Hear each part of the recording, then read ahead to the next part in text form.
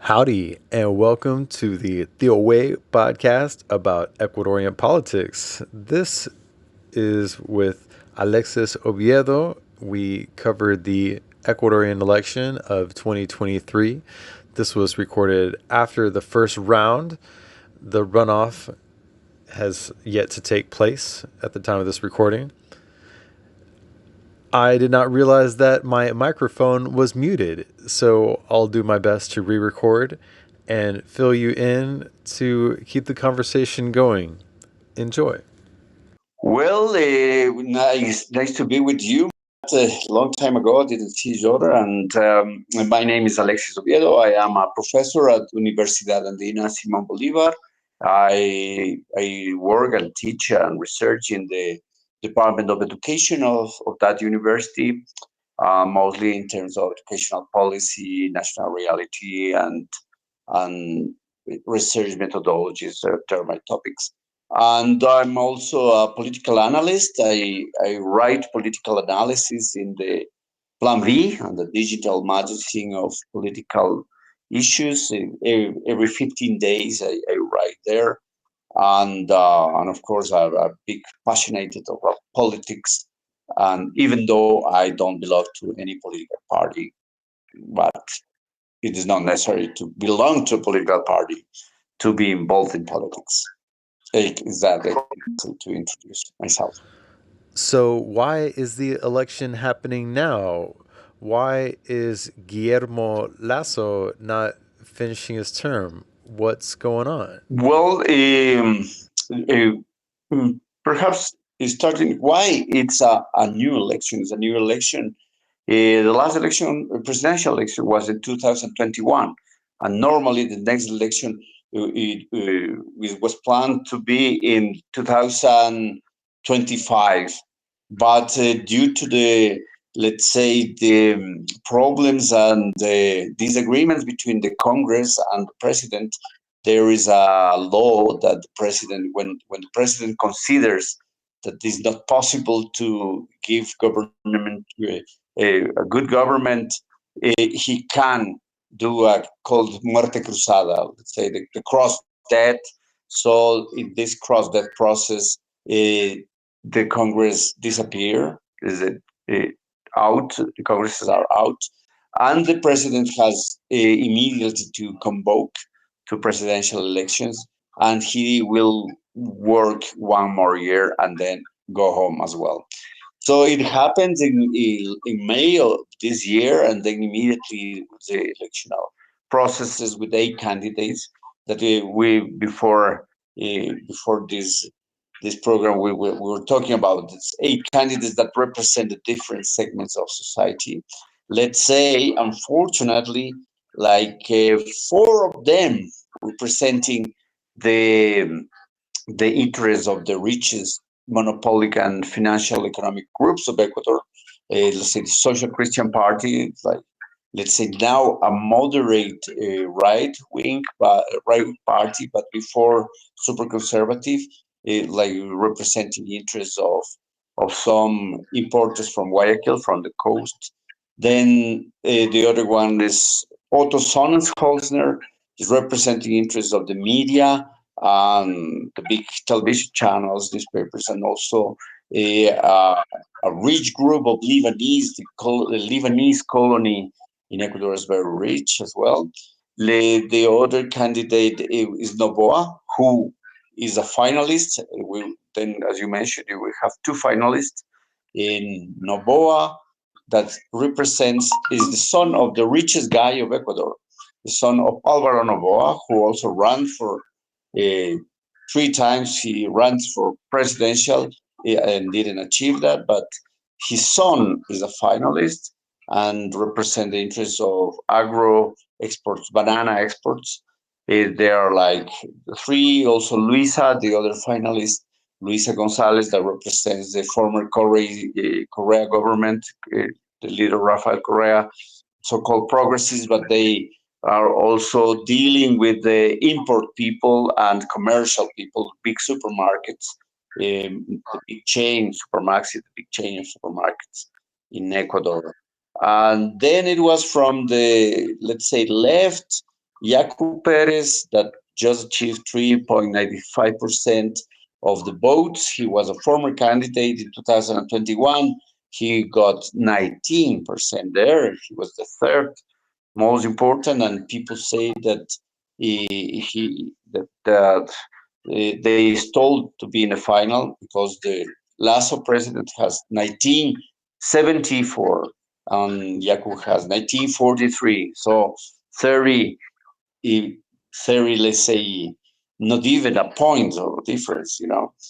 But another was there was Bolivar Armijos. He was a former president of the governments, provincial governments, the Association of Provincial Governments. It was like not really. Uh, he achieved 0.2% of the votes, and the other one was Airbus. He was also an entrepreneur of exporting like vegetables from the highlands. Formerly was part of the Social Democratic Party, but if the conflicts between the party, let's say he was expelled and he created their own candidacy, but 0.72%. So they're marginal. So with this landscape, let's say at the end, we have right force of Novoa and the progressives of Correa with Luisa Gonzalez. And then we can say this agro-export model, economic model, confronting the import commercial model. So there are two models, but in a sense, one is directly representing the big agro exports, and the other is not directly, but is super connected with the exports and traders and people from the supermarket chains and other kind of these economic ways. So, who is this Jan Topic guy? He seems rather peculiar. What is his story? Well, Jan Topic is a young businessman. He's connected with the internet and telecommunications business.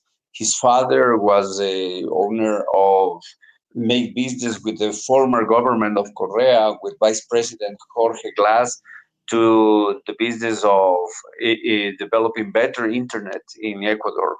He has Telconet, a big enterprise, and but his son Jan Topic was the candidate from the Social Christian Party. I mentioned this party that was characterized to be very repressive, very, let's say, hard elbows to kick your ass, man. So this guy is. They have this fame, Jaime Nebot, Leon Febres Cordero, and so on.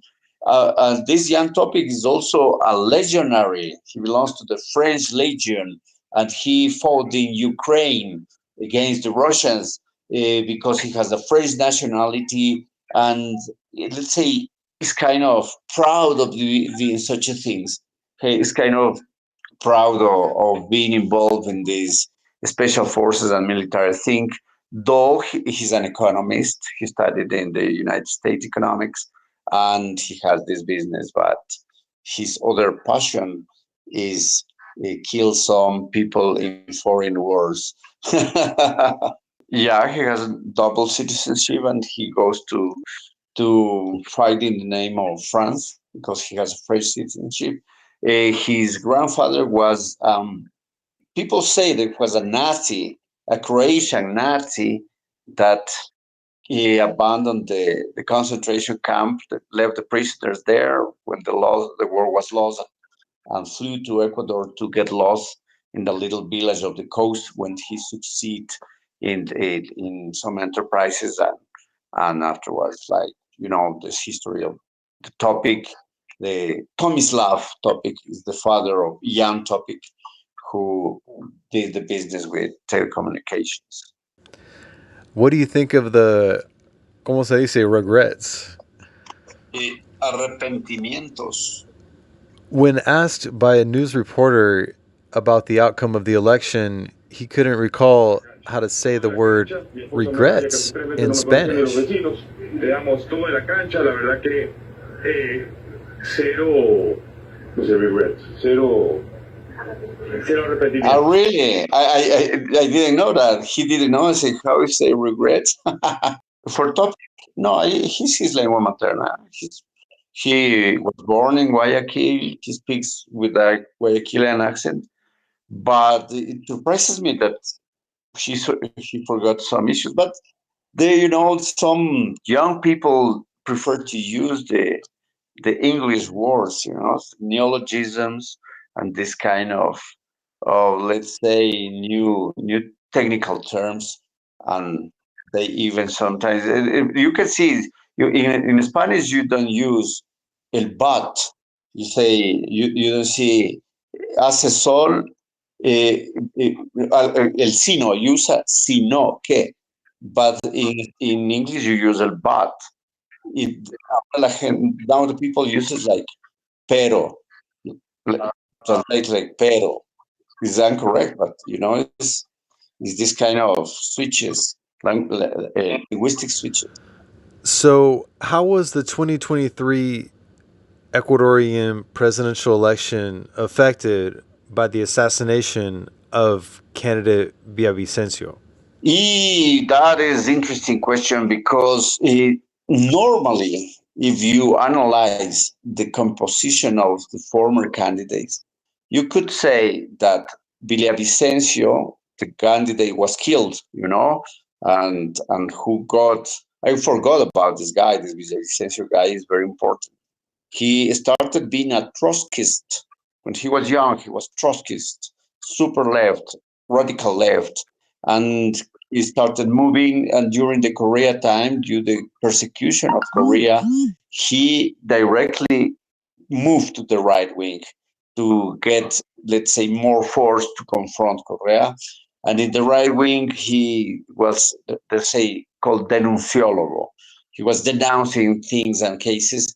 And there is a debate about who killed this guy, but there are some theories that there were like some people involved in the policy and the police or the military that has nexus with the mafia and with the narco.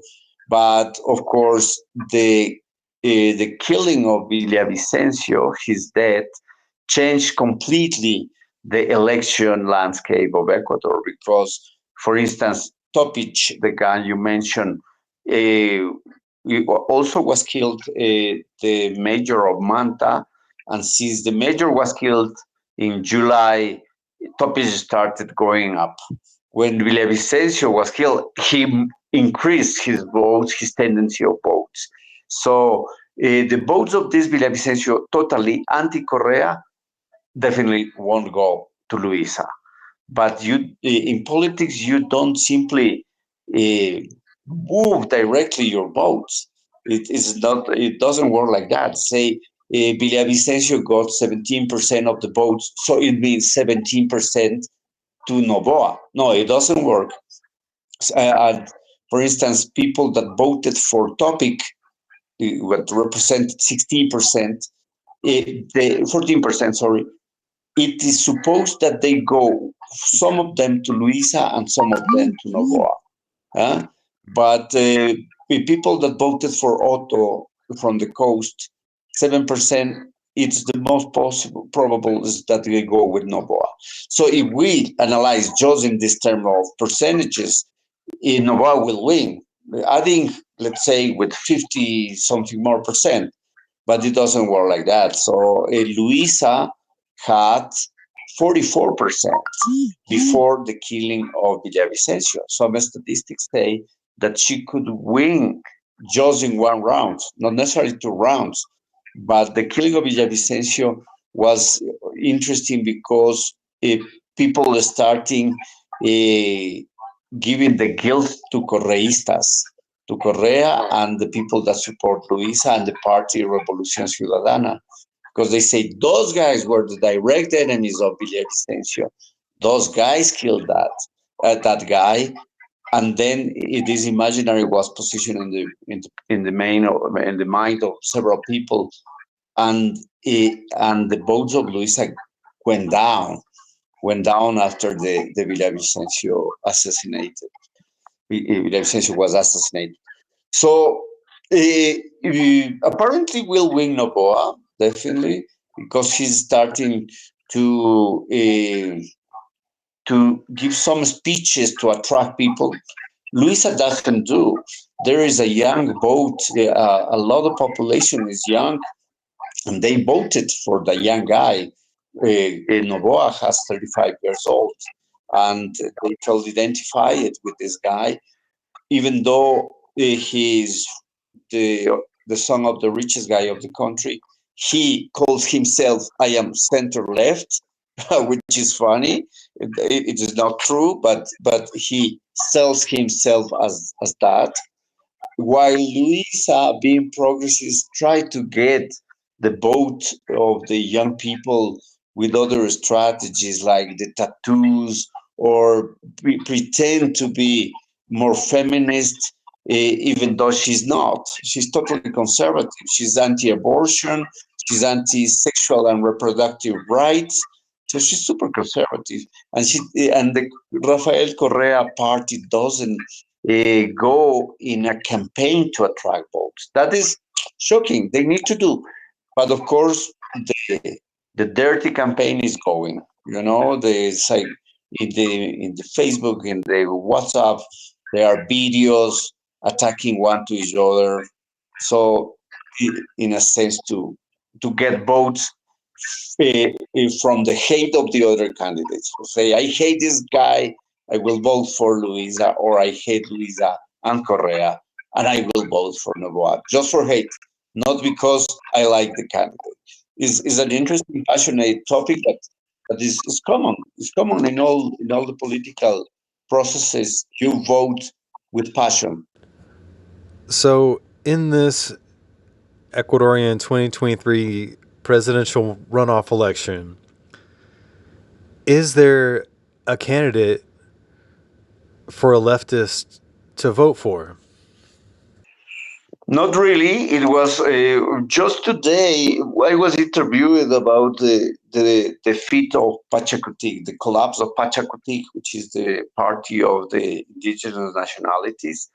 And last election, they got 27 seats in the Congress, and today barely will have five because, they lost 22 posts in the Congress. Now they will have five or four, just four. And they didn't present a presidential candidate because they had a lot of internal disputes. The other left was with the Yacu Perez, let's say, the Communist Party, Marxist Leninist Party, let's say Unidad Popular, the Socialist Party, and the Democracia C, that is a central, let's say, social democratic party that for a former minister of Correa.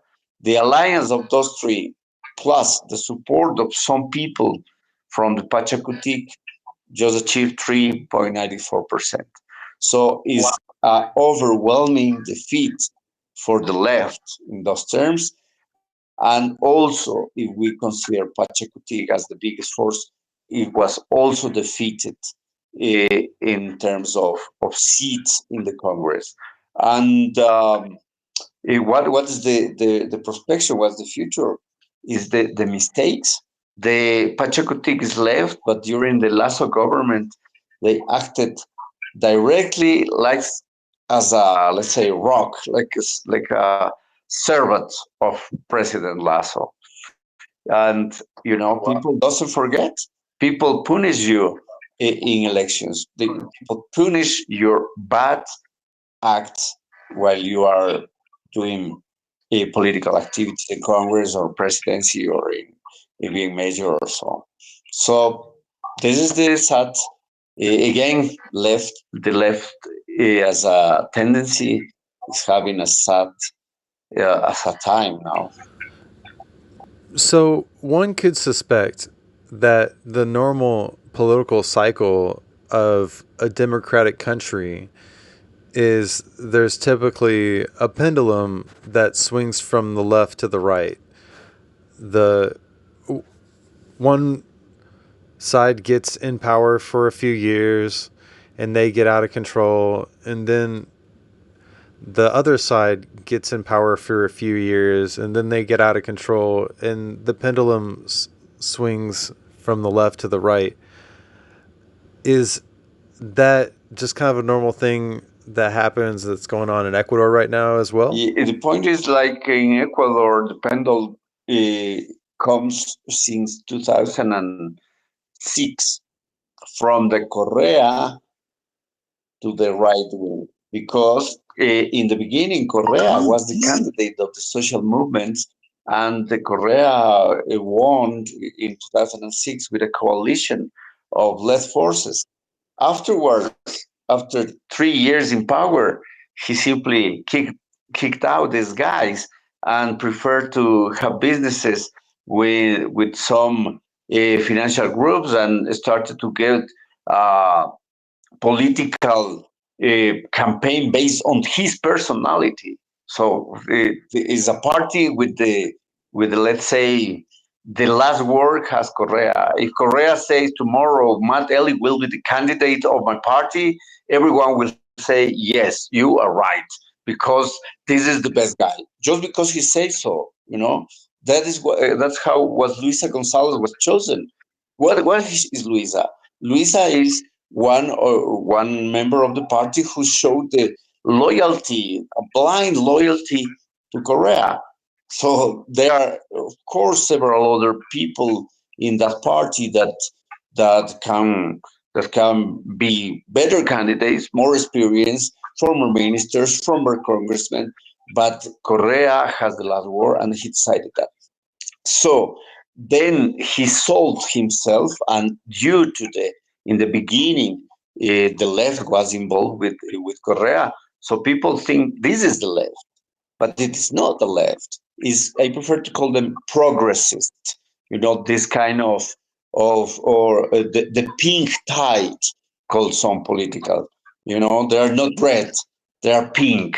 They're pink tide, like Kirchner in Argentina, like Lula, who was Trotskyist and communist during the 90s, but now is pink, that was in an association with the right wing in the former elections. The vice president of Dilma Rousseff.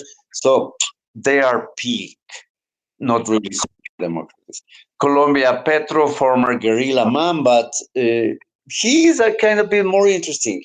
He's anti-extractivist, who who presents a kind of different perspective, because Correa is not anti-extractivist. He wants more oil companies, more mining, and the new left is more ecological and going on that path, on feminism and as well.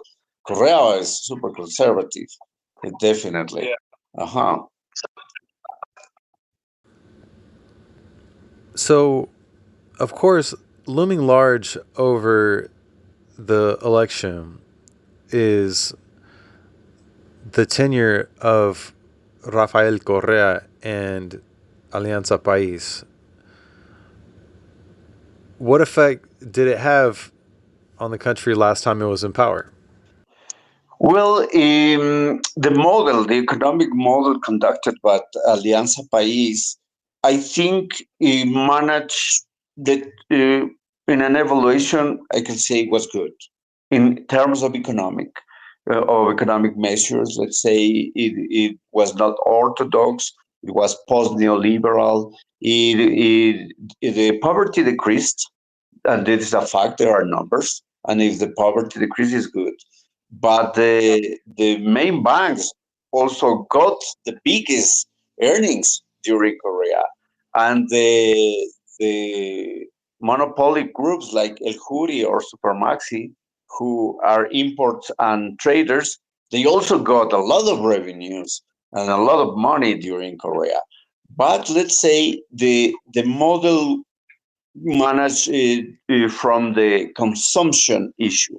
Let's say the state employed a lot of people. It's a big state, that employed several ministries, and the, let's say, the the intermediate leaders of those ministry and public enterprises got good salaries for Ecuador, with salaries like 3,000, 2,000, 4,000 dollars a month, and they consume, and where they consume with the different traders, that Supermaxi and so on, and then this money started to circulate.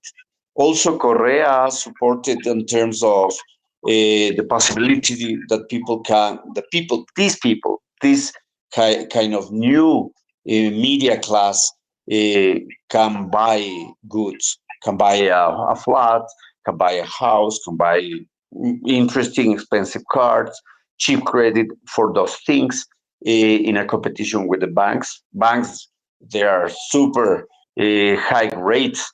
You make a loan and poof, you need to pay a lot. But Korea made that. So in economic terms, it was also good. He invested the resources in infrastructure. So it developed employment. It created also alliances with enterprises, big enterprises that making roads or making infrastructure. But of course, and it's undeniable that in those processes, Korea ministers and functionaries stole a lot of money. So a route that can cost 3,000 was made in 10,000. Those 7,000 when no one knows where, but to their private pockets and private. And this is the main questioning that people has to that government. Say, you want to vote for Luisa, so you want to also have those thieves in government again. So that was sad. People say like he stole, but he made a lot of infrastructure. So the point made infrastructure, stealing money, that process is kind of normal. This is a kind of common comments from people who support that Korea party.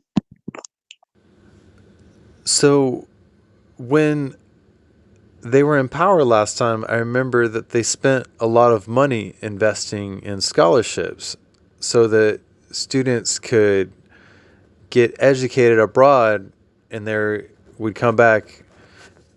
And I was wondering what effect that had on the country, having all these educated people entering the workforce. Yeah, let's say it's difficult to answer that because it was for sure super positive to get scholarships to some good students went to study the whole university, the undergrad, from the undergrad abroad, and they were like, let's say, incentivized to study technical issues, hard sciences. Some others went to do masters and PhD, and the compromise, the commitment was come back after when you graduate, come back to the country and serve in the development of the country with enterprises or universities and so on. And all of all the investment of these human resources, when they came back to Ecuador, they couldn't find a place to work. There are several people that achieve, let's say, biotechnology PhD. There are not enough universities to employ this guy as a professor. They are not like companies that make biotechnological research that they can employ this guy. So they are guys that need to say what I do now. That I need to pay my scholarship with service, but where I can serve. So in some cases they are underemployed. So let's say a good medical doctor who is an expert of heart diseases or heart surgeon is working as a simple medical doctor because he cannot have the possibility to work in a hospital in such a specialized issue. Uh, or some others, they say, I go to work abroad, and perhaps it will happen the same that that happened to Mexico, because this phenomenon happened already in Mexico, like some years ago. A lot of professionals coming back, and they say, "Oh, listen, guy, if we cannot employ you, if you can manage to go abroad, do it, and try to pay in some regards what we invested on you, but with agreements, no, not the whole amount, but." And then they went to work in the U.S., work in Europe, and so on. So this is the reality, unfortunately. But it was okay. It's good to have this, let's say, human resource trained. Yeah, it's the same. You have a big train in nuclear physics, and then go to Ecuador. What to do? You don't have even a small lab to develop such experiment. Then then you apply for Los Alamos and become a new Oppenheimer. You have no other option. You go to the U.S. to work. There's those, let's say, developed countries will achieve the best from you.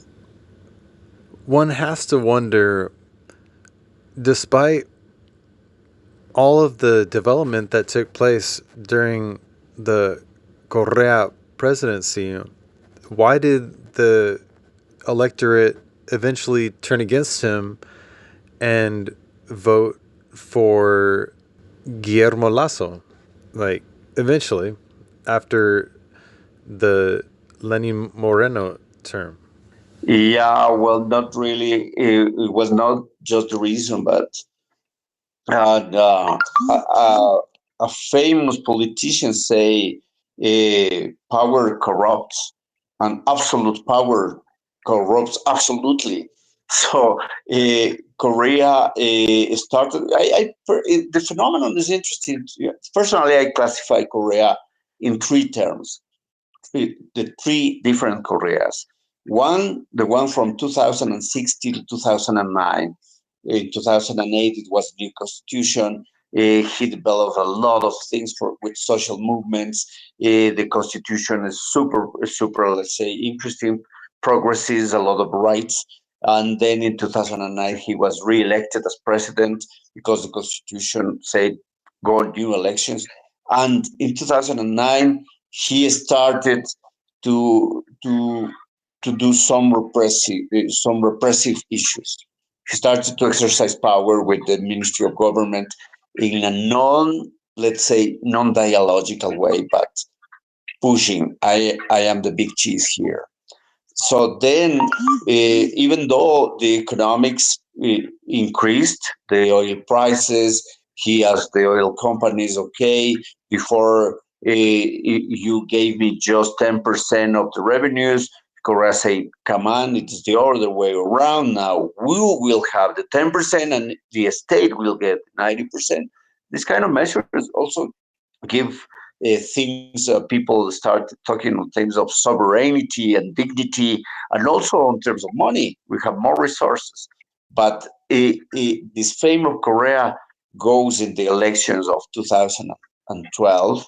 So this is the new Korea then from 2009, 11, and to the next election. This evolution of this guy in the 2012 elections, he got 75 or more than almost the half of the congressmen, and the congressmen and congresswomen, they simply raise hands.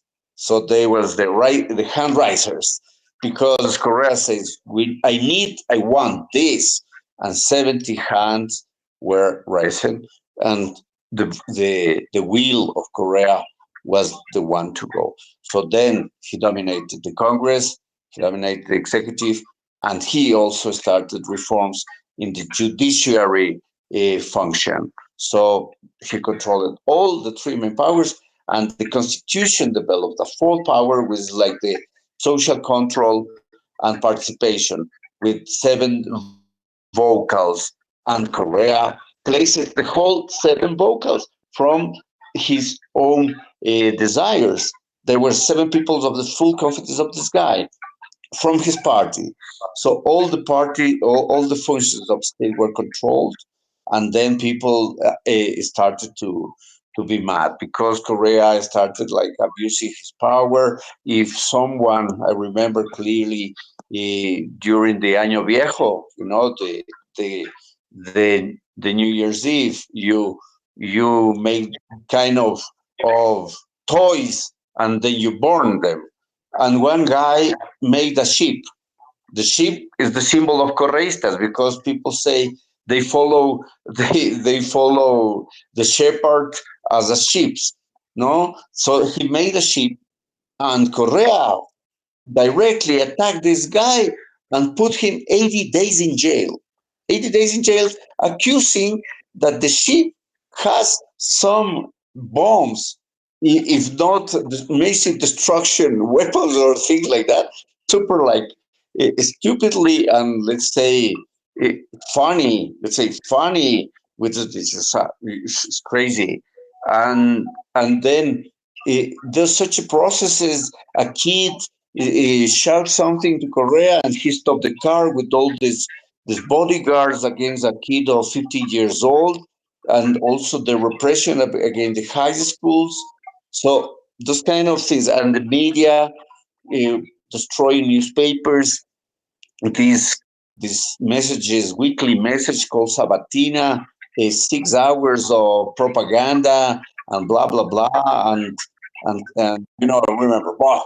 So it's not like that people were robbers, but also this absolute exercise of power and concentration of power that determined that people got like tired of this guy. Well, also 10 years, huh? 10 years are 10 years. It's like Reagan or Mr. Bush. Remember Bush, 8 years, until Reagan as well, and the Bush dad, and such as kind of things. Yeah, it's not easy.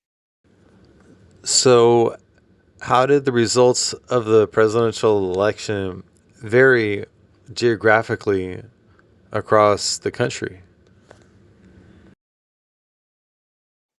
Yeah, it's interesting because normally, let's say historically, the presidential candidate from the coast got the votes from the coast, and the presidential candidate from the highlands got the votes from the highlands. But it changed in the last in the previous election, in 2017 election. The candidate for Correa was from the highlands, Lenin Moreno. Highlands and jungle is this kind of similarity, but the candidate from the coast, Guillermo Lasso from Guayaquil, he won in the highlands while Lenin Moreno won in the coast. It's like the Korea phenomenon that the highlands became more conservative during the Korea's time. During these 10 years, moved to the right wing, the highlands, and now in this election is funny because in the three provinces, Novoa, the guy I told you is the richest man in Ecuador, son. He won in the in 5 provinces of the highlands, three of them full of indigenous population and full of the most poor people of Ecuador.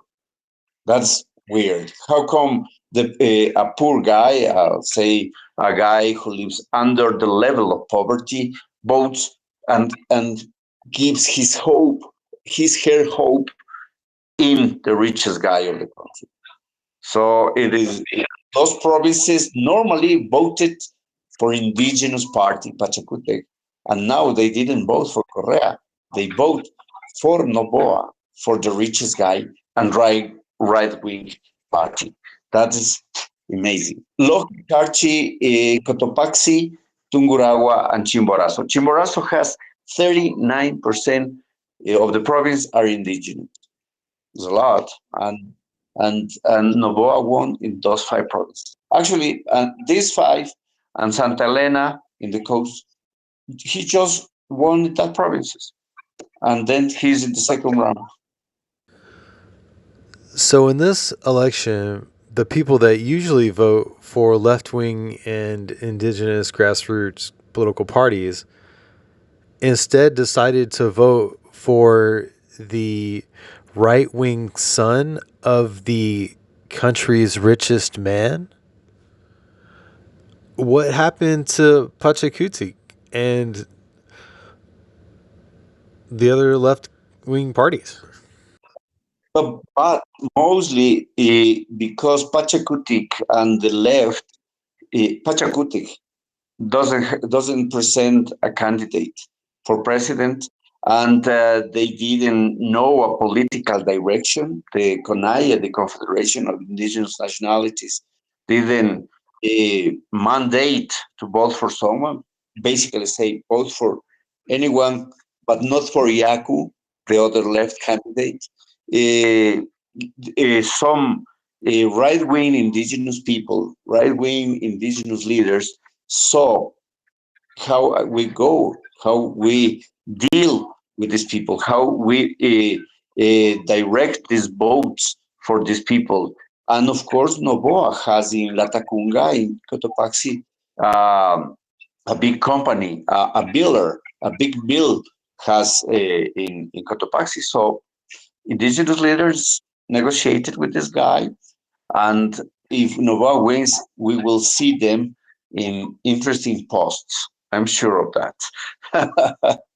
And also, Zamora won Novoa. Zamora is a jungle province, also with a lot of indigenous population, few population. I think they more than the promise of security. I think they went on the promises of local development from, let's say, the taking again some some measures to support, let's say, the Council of Indigenous Nationalities, the former Council of Indigenous Nationalities, or some advantages on level of ministries serving directly on local realities for indigenous population.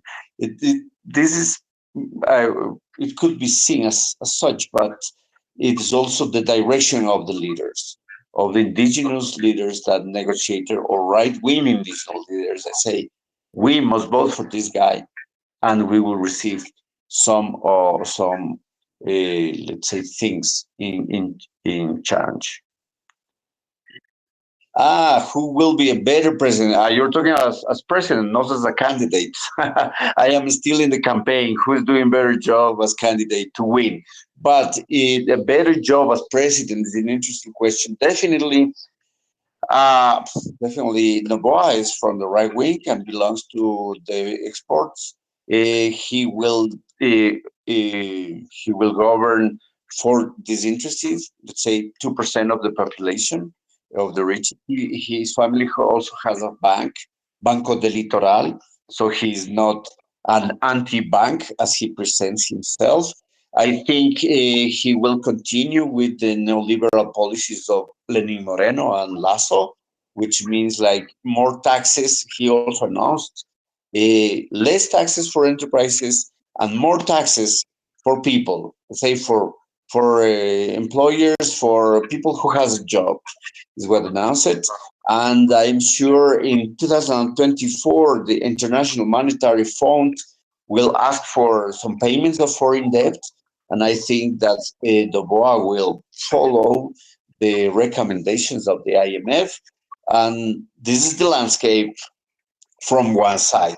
So from the other side, from Luisa, I think the issues, the economic issues, could be better with the non-orthodox policies, non-orthodox economic policies, and could be better, let's say, hopefully, with taxes to the rich guys. Not, I don't expect to tax like the absolutely richest people in Ecuador because they didn't do when Korea was in power, but hopefully less taxes for the middle class is one side. But in political terms, I think Luisa will try to bring Korea back, and it means put the hands in the judiciary system, made several things on terms of let's say intromission in other state functions. But what we need to think about is about the number of seats. Now they are elected. In the Congress, we have 76 right wing posts. Right wing, declare right wing, 76 from 135.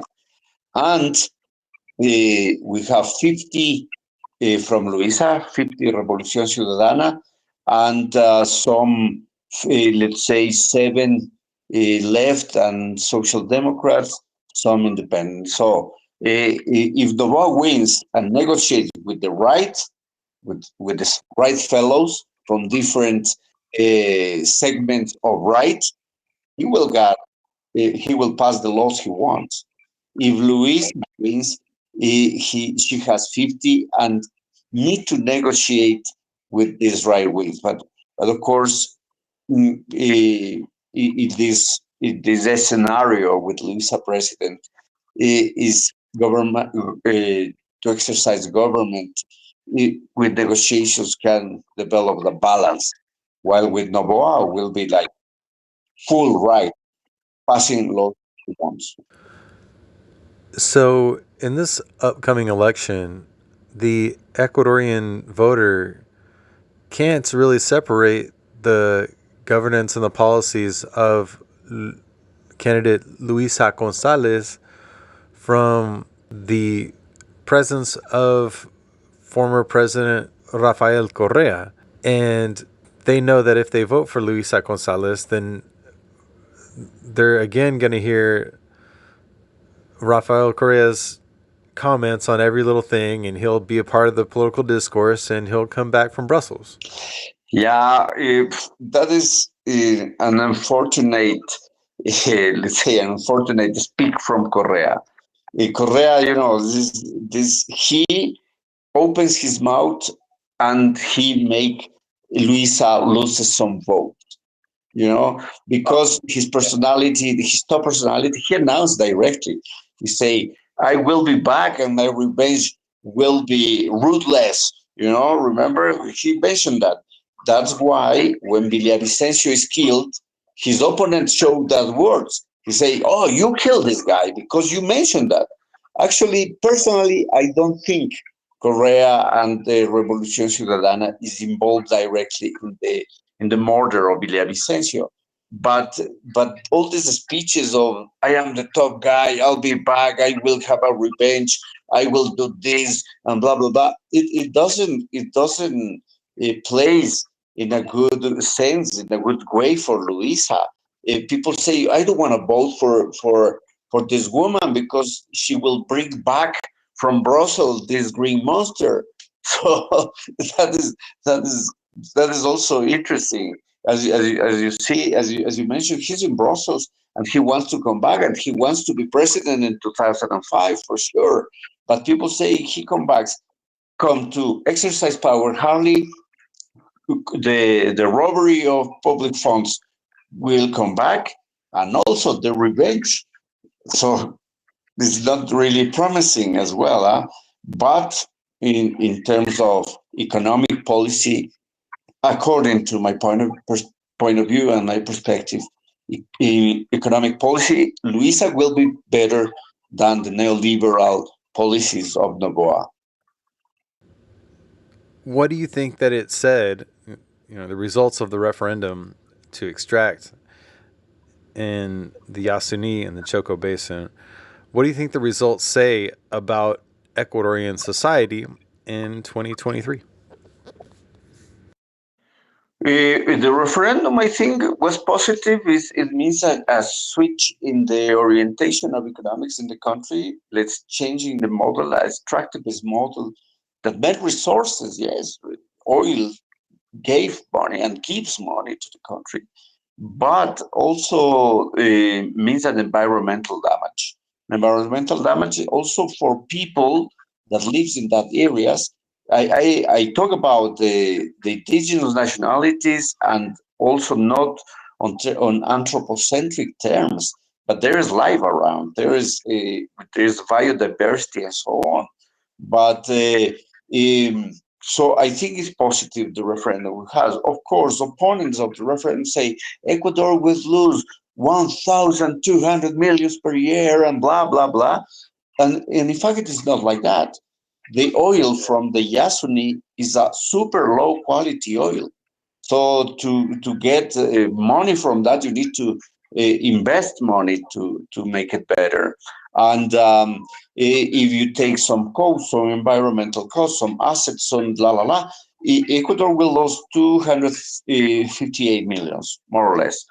But if there is a political will from the president, for the next president, or Luisa, who, by the way, is against this referendum and is against of stopping the oil extraction, which is not good. I think it doesn't play good for her. While Noboa is in favor, and Noboa and the young people is in favor, so Noboa was smarter on that regard. So if any president goes and say people who are having debts with the state on terms of taxes, if you pay, then Ecuador we will get like 4 million, 4,000 million per year if this rich people pays to the state. Novoa family it owns 800 million in taxes to Ecuadorian state. So that is another point. While you and me, we pay taxes and we don't pay, poof, we receive a big lawyer and a fine, a big fine. But those guys can stay without paying millions of taxes, and and that's the solution. Take this money from those taxes to this to these people that is in debt, and then it's possible to compensate these these 280 millions, 258 millions for oil. So why did the provinces that would be most environmentally affected by the extraction of the Yasuni vote in favor of extraction of the Yasuni? Well, yeah, the people, the local people, you mean why they vote for extraction? Because yeah, they receive employment from oil companies. They receive gifts, like direct gifts, because if you need to pass with your trucks, so in some communities you need to give some bottles of Coke, as you hear, Coca-Cola bottles to pass a fridge. You give a fridge. So this is not development. It's not even development. Some others received employments. Yes, they are employed, but they were also not. It didn't give benefits to all the community, but some selected people. They were small businesses as well. Yeah, all these people talk about that, but they don't mention or they don't think or they didn't think about about the environmental damage and about the cancer provoked in small kids, about the dermatitis, the skin problems that some kids develop. They didn't think about some illnesses that are no illnesses that comes from contamination and pollution of water and the destruction of camps. So that is a lack of information. So you simply see what is on the surface, but not the problem as an structural perspective. So do you think that some of the marketing and outreach to voters by the oil companies had much to do with convincing people in those areas to vote for extraction that would be most affected by it? Yeah, I think also the marketing came in different ways. The marketing from both know that we need this oil was, of course, I say a rich marketing from oil companies. Yeah, a rich marketing from the government because also there are oil services. The oil business involves a lot of interests It's not the pure extraction of the black thing from the soil. It means also services, electricity, transportation, the tube, the business of exporting. You know, there are guys that earn $1 per barrel of oil. If you export, let's say, 400,000 per day, you have $400,000 in your pocket per day. It's not a bad business, eh? Come on, many people can dream about that thing, but so they make the propaganda, the marketing about it. On the other hand, they say that it was a marketing for the yes, because it started a long time ago. It started in 2012, if I'm not wrong, when the Yasunidos and the ecological organizations that asked the Correa president, we won the referendum. And they presented firms, they presented signatures, they presented papers, and Correa started making, super tricky and so shitty tricks against that referendum and say, okay, you didn't accomplish the terms required. The paper was not the right. It's heavier than expected. What is kind of shitty tricks? So it is, let's say, it was a sustained marketing from, let's say, 11 years, from 2012 till now. So it was like deserved, and young people, is young people is not like, it has different thoughts. They have more information. This Greta Thunberg girl influences this global warming. They have more information. They are concerned about future. The millennials are super, let's say, fear of future and so on. You and I, we are like, we are X generation, so we were hard rock and Lemmy Kilmister and Motorhead and so on. But those guys, those guys, those guys think more on terms of fear, in a sense. But it's good. It is good they care about animals and plants and life and global warming. And it's good. It's good. Definitely, it's a point for them. It's a good achievement for young people. So, did you find hope in the referendum, seeing the Ecuadorian public overwhelmingly come out and support conservation for the Ecuadorian rainforest? Yeah, there's a hope in the referendum, and I hope the social movements, mostly the indigenous movement, can can also develop better days. It can start thinking about and evaluating these roles, and I think that also the with this process of referendum, I hope the ecological social movement it can also get improvements, and perhaps why not? Let's say an alliance, a popular alliance of, of social movements, ecofeminism, and things like that for a new perspective from organizations. Elections is part of the democratic game, but elections are, in a sense, decided. The elites decide who will govern, who will be the next president. Uh, so it's tricky. It's important. Sometimes people think that the elections is the end of politics, but it is not. It's organization, and I have hope on that matters, mostly in that matters. Alexis, thank you so much for joining me today to help shed some light on what's going on in the Ecuadorian presidential election of 2023 in English. And it's very appreciated, man. Thank you so much.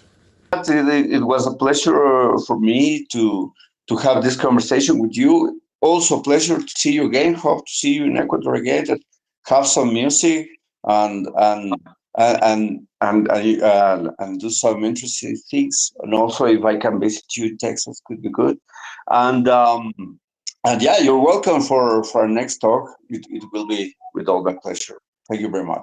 I can't wait to be back down there and have some canelazos. Excellent, excellent to go for some canelazos. Why not?